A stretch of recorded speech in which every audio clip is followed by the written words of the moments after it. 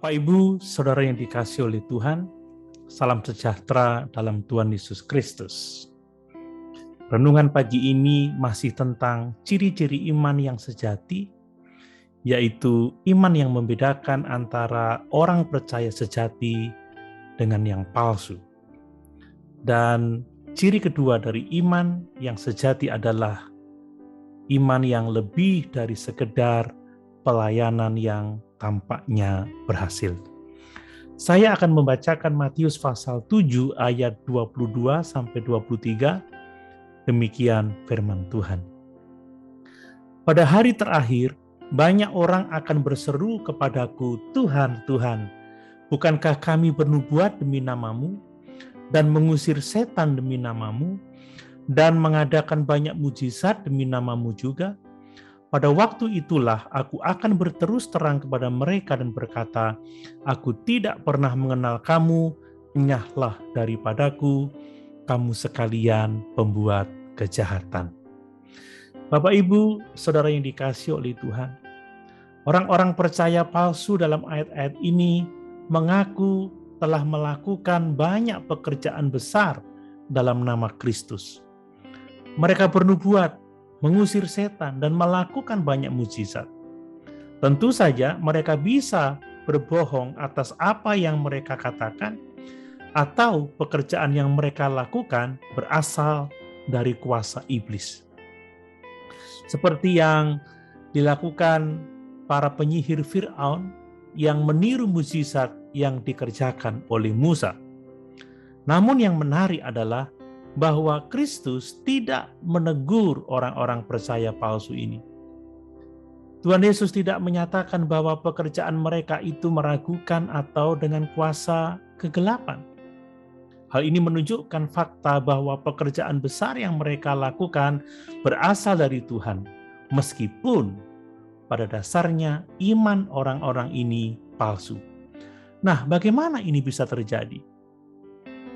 Orang dengan iman yang palsu melakukan pekerjaan besar dari Tuhan telah berlaku pada Yudas yang tidak benar-benar diselamatkan dan akhirnya mengkhianati Kristus.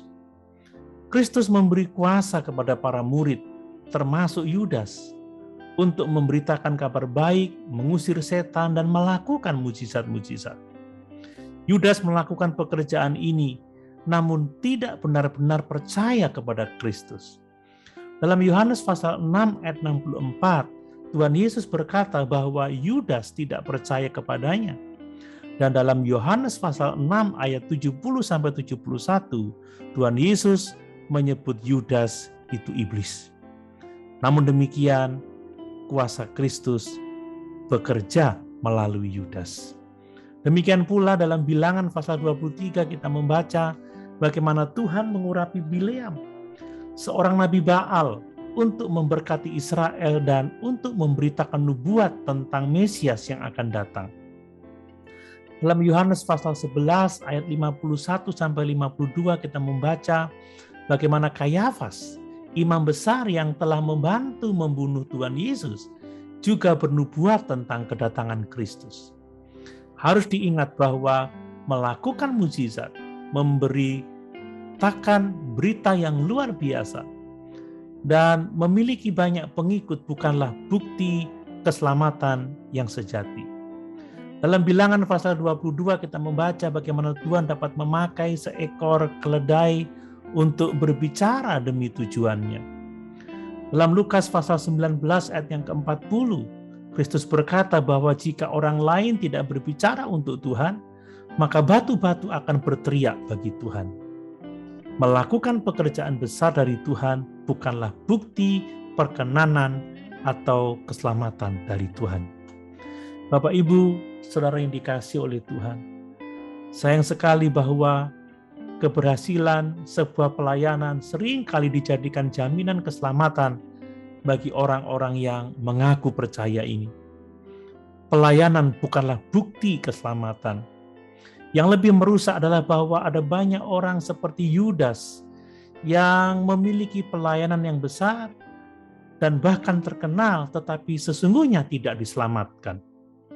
Pelayanan yang berhasil bukanlah bukti dari kelahiran baru, Tuhan juga menggunakan orang yang tidak percaya untuk menyelesaikan pekerjaannya.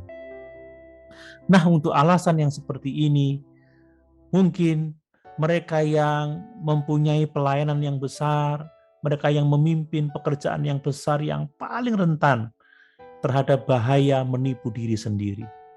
Seperti orang Farisi, mereka berpikir bahwa pengetahuan Alkitab yang mereka miliki dan pelayanan mereka kepada orang lain adalah bukti bagi keselamatan mereka, tetapi yang sesungguhnya tidak demikian.